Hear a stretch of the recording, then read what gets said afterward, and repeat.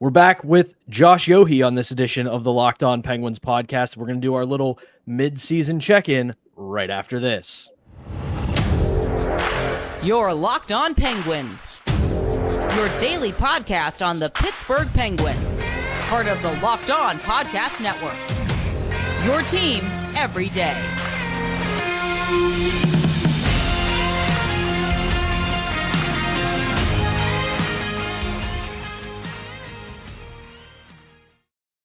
Welcome back, Penguins fans, to the Locked On Penguins podcast. I am one of your hosts, Patrick Damp, joined as always by the one and only Hunter Hodes. And today we welcome Josh Yohe back to the show for a mid-season check-in.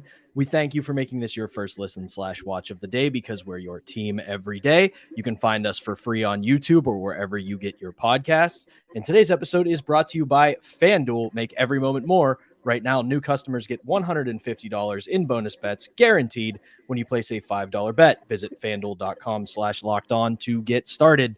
So as I said, Josh Yohe is back here on the Locked On Penguins podcast, and we had him on just as training camp was wrapping up, and we talked about the outlook for this season. So we're going to do a little bit of a mid-season check-in here to see where the Penguins are. So Josh, welcome back as always, and let's just give you the floor. What are you seeing from this Penguins team so far this year? Well, before we get into that, I just needed to say I'm coming to you live from the 7th floor of the parking garage at Rivers Casino, but I am not that much of a gambling derelict that I have to be at the casino at all times. I have a radio show to host later, in case anybody was wondering. Not that I'm against laying a wager every now and then. That certainly is not the case. But anyway, back to the hockey team. We are, I think, 2 games away from the unofficial halfway mark, game 41 for the Penguins. And, you know, it's been a roller coaster, but I really like how they're playing right now. The fact is they're 9-3-1 in their last 13 games. And I just think there's a lot of positives right now. That game in Philadelphia the other night, just the energy level from playing against a young team. They didn't have old legs against the Flyers, and they really carried the play and controlled the tempo throughout. You can see them getting better as the season goes on. There are certainly still flaws, and we know what they are, and I'm sure we'll get into that. But if you ask me right now, do I think they're a playoff team? I kind of think they are. And we know certain people need to stay healthy. I don't need to remind people of that. But if the big guys can stay healthy, I feel like the Eastern Conference is incredibly deep, but also incredibly mediocre. And they're still on pace for close to 100 points. And if they keep playing like they are, I really do think they're going to get in. Right. And in my opinion, Josh, they've really only played one bad period. I feel like over the last couple of weeks, it was that game against Washington last week where they just didn't have it at all in that first period. And the fact that they almost won that game speaks volumes, because I think if they showed up in that first period, they probably would have blown that team out, because I don't think the Capitals are any good. One thing we've been talking about a lot on the show lately is the depth really starting to step up as well. It was really slow to start the year. There were some sparks at times, but Pat and I were still like, okay, when is this team going to get depth scoring? And recently, you've seen guys like Chad Riedel get on the score sheet. Lars Eller has been playing a bit better. You've had Valtteri Pustin really show something since coming up, from Wilkes-Barre. Drew O'Connor has very much earned a promotion to Evgeny Malkin's line. What do you think about the depth really stepping up as of late? Just because this was a big weakness, I thought, for the Penguins heading into the season. I still think they could use maybe another forward at the deadline, and we'll get into that a little later on in this episode. But what do you think about the depth lately that's been able to step up? Yeah, I mean, it still probably is a concern looking at the big picture. Right. But those people you mentioned, I have to start with Drew O'Connor. I feel like the light bulb just flipped for him a couple of weeks ago. He looks like a different guy. He only had the 1 point in Philadelphia, but I thought he was one of the best players on the ice. He had that great game in Boston last week. In the first period in Boston, he had the goal, the assist, could have had a couple of other goals. He was so good. I really think Drew is coming into his own, and it's about time. It's taken him a couple of years, I think, to figure out life at the NHL level, but I really like what I'm seeing from him. You know how it is. You need some young legs to win Stanley Cups at some point, and the Penguins haven't had any for years. I think he qualifies as somebody who is really coming into his own. I don't think he's going to be a future star, but I think he can be a second or third liner for a long time. He's big, he's fast, he does a lot of the things the Penguins need. So that's helpful. we are seeing more depth scoring. And, I know I'm going to irritate some people by doing this, but that's okay. I got to mention Jeff Carter. He's playing pretty well. He's got 5 goals in his last 18 games. He's being implemented in a different role this season. He's not a 3C anymore. And Mike Sullivan, I think, was very stubborn in the way he used him last season. It didn't work out. He's okay in this role. He really is. He and Achari, you can put them on the ice at the end of games when you're protecting a 1-goal lead. They're going to help you. They're providing a little bit of offense. I don't know that Harkins is really the answer on the left wing of that line, but I have to give those two a lot of credit. Carter's been much better lately. Achari in the last month has been pretty good. And just look at the Penguins, too, down the middle. You know what you have in Sid and Gino, but Eller and Achari aren't guys who are going to score a ton, but they're both so good defensively. That's something the Penguins have been lacking for a while. Some forwards who can actually be good on the PK and good in certain areas like that. So the depth is – I still think Kyle needs to make a move before the deadline to help the bottom 6, and I suspect he will, so long as I'm continuing this kind of play. But they're playing a lot better than they were 2 months ago. There's no doubt about that. Well, I'm glad you brought up Carter because Hunter knows that validates every take I've had on this podcast about saying Jeff Carter's going to be better this year. So thank you for that one. But you did talk a little bit about how for as much better as this team has played over the past 2 months or so, there still are some weaknesses. And one of those is without a doubt the defense, especially one Ryan Graves and more or less just the bottom pairing. So in your estimation, is there some kind of an explanation for that? Because at first, I kind of likened it to the first year of Paul Martin when it came to Ryan Graves, where he was kind of unable to get to the system right away. He didn't really have a ton of comfortability in the Penguins system. And then from his second year till his last year as a Penguin, he was smooth sailing, one of the better defensive defensemen. But it's kind of not looking like that's the case with Ryan Graves. What are you seeing from him that makes this a struggle? I know for us, one of it has been he's a big guy, but he doesn't play like a big guy. Oh, there's no question about that. You know what's funny? I actually think he's been a little better since he was moved to the third pair with Ruedel. My big concern with Graves, and listen, his one-on-one defending has been very poor. His lack of physicality is unbelievable for a guy that size. Like it actually makes you want to pull your hair out. He's made one mistake after another. My biggest concern long-term with Graves and the Penguins, Letang and Carlson aren't always easy to play with for certain defensemen. They're just very unique players. And it could be that he just doesn't have a clue how to play with those two. And Letang and Carlson aren't going anywhere for the next couple of years. Okay, they're the two guys on the right side. If he can't play with either of them, it's just an enormous problem that the Penguins are looking at, because you don't want a third pairing defenseman making $4.5 million or whatever it is that Ryan Graves makes for the next 5 years. He has been wildly disappointing. I find the blue line in general kind of interesting for the Penguins. I think Carlson has been okay. I don't know that he's been quite as good as I know the analytics say he's been wonderful. He's had a lot of games where he's not been good, where he's really bad decision making, but he's been okay. I think Letang's been great. I think Pettersson's been really great. But then you have some other guys. P.O. Joseph hasn't been bad, but do we know who he is? I don't know. I still don't know what the guy is or what his future with the Penguins is. Jordan Ludwig is an interesting guy. I kind of like his game, but again, we're still not sure. So there's just a lot of question marks there. And Graves is the biggest of all. They need him to be so much better than he's been, and he has just been hapless on most nights, and it's a huge problem. I like a lot of the moves Kyle made in the summer. I didn't have a problem with the Graves move, quite frankly, but he's been wildly disappointing. Right. Yeah, I didn't have a problem with it at the time either. I thought he was going to be a fine replacement for Brian Dumoulin. It just hasn't gone that way so far. But Josh, one more thing before we head to break. This part at least has been a strength for the Penguins this year. Goaltending. I don't think anyone saw this team having a top 5 ball situation save percentage this season at the halfway point of this season. If you thought that the Penguins are going to have that, I probably would ask what your lottery luck is, to be honest. But both Tristan Jarry and Alex Nedeljkovic have been fantastic this season.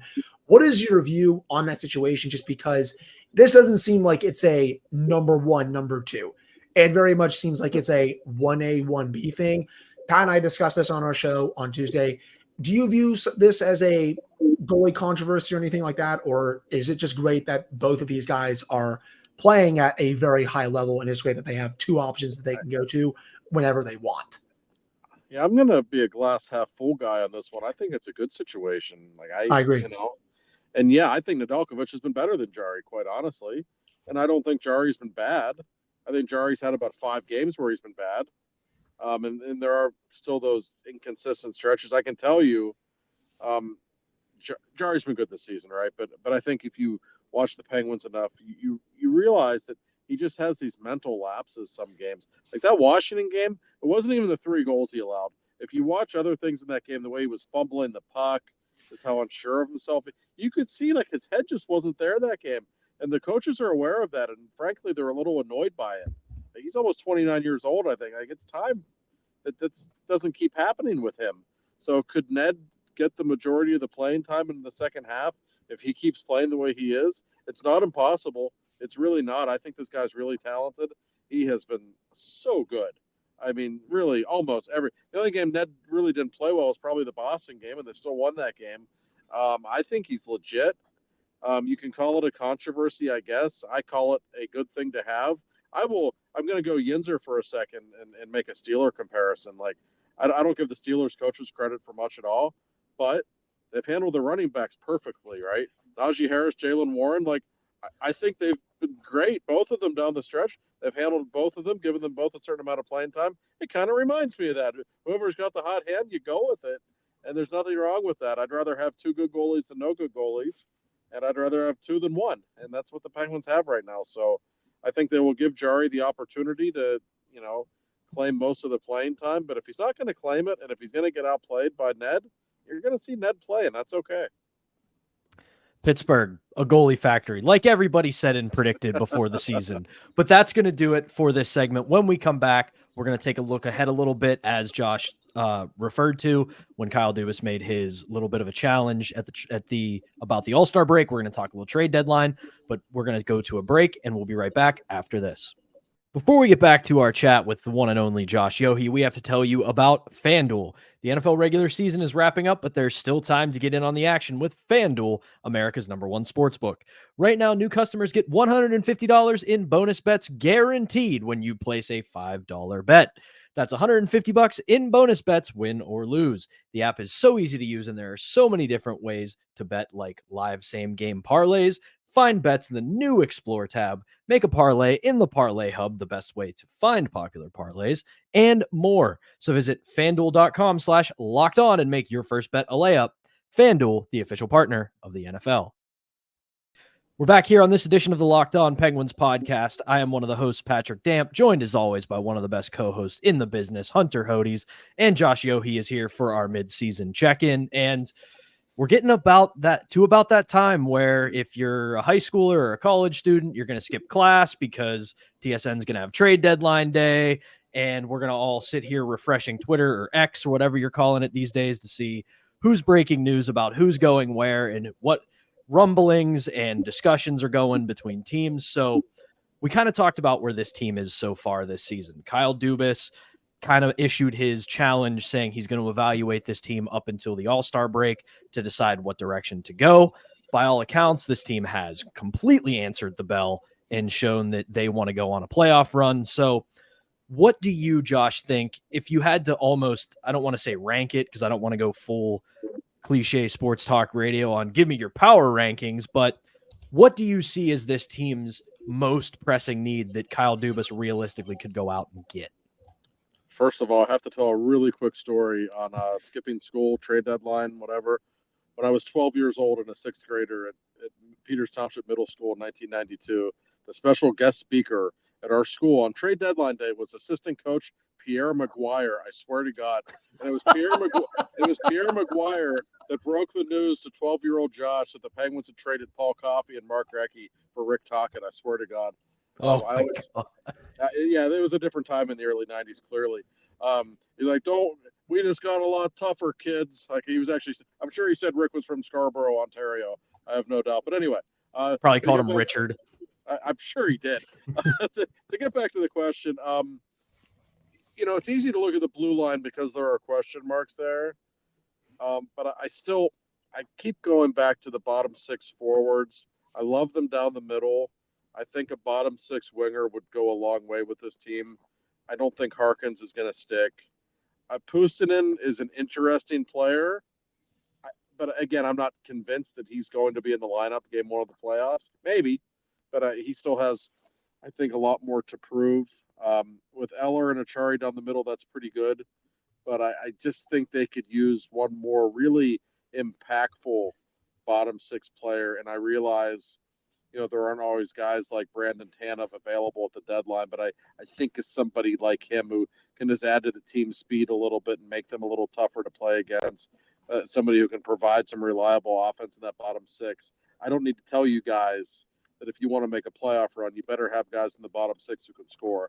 And the Penguins probably don't have enough of that right now. So that's still the first area that I would think for them to go to. Help on the blue line is, you can say that annually. You always would like that. But I really think they need a bottom six winger, and you probably don't have to give up as much to get somebody in that spot as you do a defenseman. I've been saying, I feel like for a while, if they can actually go out and get maybe another center and maybe move Eller down, I feel like that would make their center depth even better. In my opinion, you can maybe move Achari to wing on one of those lines, probably the fourth line or something like that. That just makes your lineup even deeper. And you can also have a center that can maybe bring a little more offense compared to Eller and Achari, who, again, Eller's been a big surprise this year, at least for me. And then Achari has been playing at least a little bit better, but I agree with you. I would like to see them add another bottom six forward in some capacity. Do you still think that they might add another defenseman at the deadline? Because, they're having this musical chairs here, right? P.O. Joseph, Ryan Shea, Chad Ruedel. It feels like no one is really taking charge of those jobs on the bottom here. Obviously, John Ludwig, I'll throw in there as well. He's played decently well, I feel like, at this point this season. But at times, I feel like I'm not noticing him as much when he's maybe not being physical, I feel like. But do you think that Dubas maybe addresses that as well at some point? It's certainly conceivable, Hunter. The fact is the Penguins, have three defensemen who are capable of playing top 4 minutes right now. Ryan Graves he's not that guy. So do you want to enter the playoffs with P.O. Joseph in your top 4? Probably not.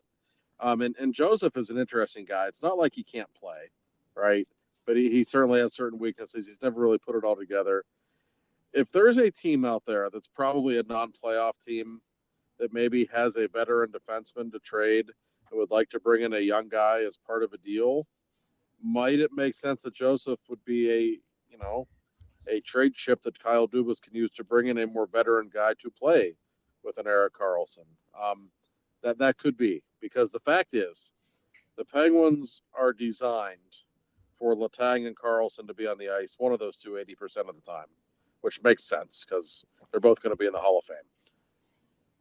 If you only have one pairing that you're comfortable with, however, Marcus Pettersson's great. He can't play with both of them at the same time. They need somebody to play with Karlsson and or Letang. That's just the way it is. So, yes, I think that would be on Kyle's wish list for sure. It might be more of a summer thing. It might be a lot easier to do something like that in the summer. But if the Penguins are going to be viable contenders this spring, it would certainly go a long way to add somebody, not just a defenseman, but a legitimate top 4 defenseman. Because right now, unless Graves suddenly starts playing well, they just don't have anyone on their roster that makes sense in that role. I don't want to put you too much on the spot, Josh, but I do have to ask a question like this just because I haven't really thought of any yet, and you're way more plugged in than I am. Do you have, if there is one guy that you can think of, bottom 6 forward or winger that you bring up, who would be on your wish list for this team to go get? Realistically, obviously, if Jim Rutherford decided to wheel and deal tomorrow and say, here's Brock Besser, of course we would take him. But is there anybody in particular that you might have your eye on? Because like you said, the Eastern Conference is deep, but like nobody wants to really take charge except for Boston and the Rangers. So everybody's still kind of in the race. I love how you brought Right. up Pittsburgh there, by the way, even though the Canucks are so good, Pat. I mean, it stemmed from a conversation I had with somebody who was like, did you hear that that the Canucks might be interested in Gensel? And I was like, yeah, and if you're Dubas, you say you give me Besser or we don't have this conversation. Right. That's right. I don't have any names off the top of my head. I'm not doing that to dodge the question. I just haven't really even thought about the deadline that much, but I know what style player I would like them to get. I can tell you, like for years, Jim Rutherford always inquired with New Jersey about Miles Wood. He always wanted him in the bottom six, and he's doing great in Colorado now. So I don't think he'll be available. But a guy like that, a guy like a Tanev, just a disturber who can still score you 15, 20 goals. And again, those guys aren't easy to find. But someone like that, I think, would be perfect for this team. I hate to use hockey cliches, but I do think they're very easy to play against at times. And I'm not talking about getting Ryan Reeves. I'm just talking about somebody who plays the game in an abrasive way. So I don't have any names off the top of my head, but if you want to play the game, like it's very simple. You go find the teams that are out of a playoff spot and scour their roster and find some good bottom six guys. I mean, that's usually the way it works, and that's probably the way it will work. It's also probably going to be a tough market for the buyers because everyone in the East is going to think they can make the playoffs, and for good reason. There's going to be about 12 teams going for 8 spots. So it certainly strikes me as a seller's market, which is not a good thing for the Penguins given the limited resources they have to deal. No, right. The deadline is going to be really tough. So we'll see. I agree with you. I think that's who they need to get, somebody in the bottom six that brings that kind of snarl and sandpaper. But that's going to do it for this segment. When we come back, what do you know? It's a Wednesday, and Josh is going to join us for Warrior Helmet Wednesday, where we name our MVP of the past week. We'll be right back with that segment right after this. We'll get you back to our conversation with the one and only Josh Yohe right after this, but first we have to tell you about our next sponsor, and that is Jase Medical. I know we come to sports to escape from some of the crazy realities of real life, but can we talk just for a minute about preparing for real life? According to the FDA, pharmacies are running out of antibiotics like amoxicillin right in the middle of the worst flu season in over a decade, and that is scary. I can't imagine a more helpless feeling than if my significant other got sick while a supply chain issue kept them from the life-saving medication they needed. Thankfully, we'll be okay because of Jase Medical. The Jase case is a pack of 5 different antibiotics to treat a long list of bacterial illnesses, including UTIs, respiratory infections, sinusitis, skin infections, among others. This stuff could happen to any of us. Visit jasemedical.com and complete your physician encounter. It will be reviewed by a board-certified physician, and your medications will be dispensed by a licensed pharmacy at a fraction of the regular cost. It's never been more important to be prepared than it is today. Go to jasemedical.com and use offer code LOCKEDON to get $20 off of your order. Welcome back, Penguins fans, to the Wednesday edition of the Locked On Penguins podcast. I'm one of your hosts, Patrick Damp, joined as always by the one and only Hunter Hodes. And of course, our good pal Josh Yohe is here. And like I said, it's Wednesday, so it's time for us to crown our MVP of the past week, our Warrior Helmet Wednesday, where we give out our Warrior Helmet to the guy we think had the best week in Penguins land. So, Hunter, I'm going to throw it to you since you usually have a pretty good Warrior Helmet Wednesday nominee. So who do you got for us this week? Well, it's not from the top 6, and it's not a goalie this time either. Drew O'Connor gets my Warrior Helmet for this week. 20 points in the last week overall. He has been tremendous to watch over the last couple of weeks. I honestly thought his good play started against the Senators when they came back to steal a point in that game. He scored one of the goals early on in the third period to really start bringing the Penguins back in that game when the Penguins absolutely blitzed the Senators in that third period before losing in overtime.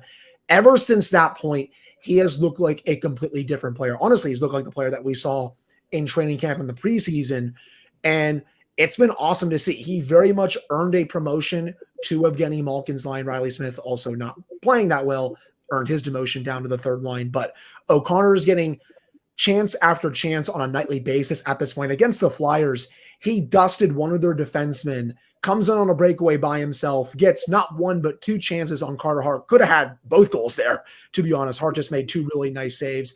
Almost had a goal against the Sabres over the weekend. Sidney Crosby was obviously offsides. That would have been a heck of a goal from O'Connor after a really nice pass from Crosby. You have the crazy game that he played against Boston where he missed on a 2-on-0, but assisted on Eller's goal, but then had a goal for himself. He has been on another planet these last couple of weeks, and especially this last week. Very easy choice for me to give him my Warrior helmet, and I hope he keeps playing like this because the Penguins, they don't have a lot of young talent like this in their system right now, and the fact that at least one is playing at this level is a big deal considering how old this team is, obviously. It's been a coin flip for me, so that was one of the ones I was going to go with. So I'm curious to see if Josh has the other one for me. So Josh, who has been your MVP the last week? Well, I guess it's always easy to say Sidney Crosby every week, but I'm going to think outside the box. I think the Penguins are a much different team when Rickard Rakell is scoring goals. And he is really starting to look like Rickard Rakell again. I can tell you guys just from being around this team every day, he was literally like sitting in the locker room with his head down after most practices. Like he was really taking it hard.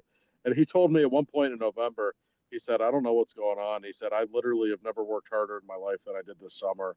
Like I really wanted to have a big season and I would put in the work. And, you know, he would just like throw his arms up in the air. Like, I don't know what to do. Well, all of a sudden the goals are starting to come now. And that gives the Penguins so much flexibility. You can keep him with Sid, which is what I would do. Let Russ kind of get his legs back, and I think he's good with Gino. And Raquel now on the power play again, he's going to help that unit the way the guy can shoot the puck. I could pick a lot of different people. It's been a pretty good stretch for the Penguins, but I want to give him a nod. I think they're a better team and a different team when he's scoring. Yeah, that's a great pick, and we're going to have three different ones here because I got to go with Gino. I think he is starting, like similar to what you said about Raquel, Josh.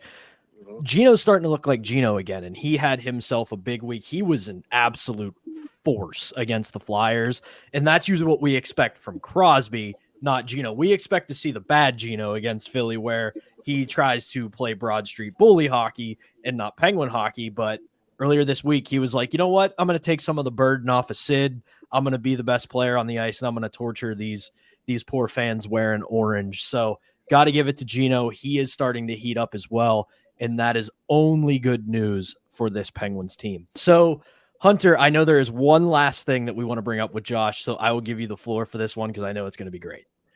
Yeah, so Josh, you know, it's been 18 years since Michel Therrien had his epic rant post-game in 2006. I was only 8 at the time. I still remember it decently vividly, especially when my mom kept watching it on a repeat when I was in elementary school. But I wanted to ask you, what do you remember from that moment? Because that rant will never get old, to say the least. It was an incredible week in Pittsburgh sports. 4 days later, Ben Roethlisberger made the tackle after Bettis' fumble in Indianapolis in the Steelers Super Bowl 40 run. What a time that was. I've talked with Mike Therrien about that rant and in subsequent years. He's really mellowed over the years, but I said, like, this was like maybe 6 or 7 years ago. I said, Mike, that rant was unbelievable you went on. He looked at me and he said, well, we were soft. What do you want me to say? Like he was very defensive that anybody would have a problem with the rant. And they did start playing better after that. I don't know if that's why. But he was the coach they needed at that time. He really was. He wasn't pleasant to play for, but he knew how to get the most out of young teams. And that rant, I was not there, and I wasn't covering the team yet during that rant. But, oh, my God, I wish I would have been. I still watch it on YouTube quite often. Oh, it's so good. It's and you know there had to be a part of that was calculated where he was like, you know what, I'm going to go do this, and it's going to wake this team up. So, God, just an absolute, like, you can say to any Penguins fan, they soft, and they know exactly what you're talking about. Are you happy about playing 8 minutes? I'm not going to be happy about playing 8 minutes. I'll just never get tired of him saying that. No, and I know a Penguins employee right before that rant, Therrien looked over and he said, watch this, before he watched that. So it was completely planned, 100%. Like he knew exactly. He did that a lot. Like there were days he wouldn't even talk with the media just to send a message to his players. Or he would say, God knows what to the media to send a message. Oh, Mike was completely calculating. But certainly a great moment in Penguins history. And one that's always worth a laugh. Oh, it was incredible. But Josh, thanks as always, man, for hanging out with us. We know you got to go do your radio show, so we appreciate you taking the time. For Hunter Hodes and Josh Yohe, thank you for tuning into this edition of the Locked On Penguins podcast. Hunter and I will be back tomorrow morning with a preview of the Vancouver game. So thank you as always. We will be back tomorrow.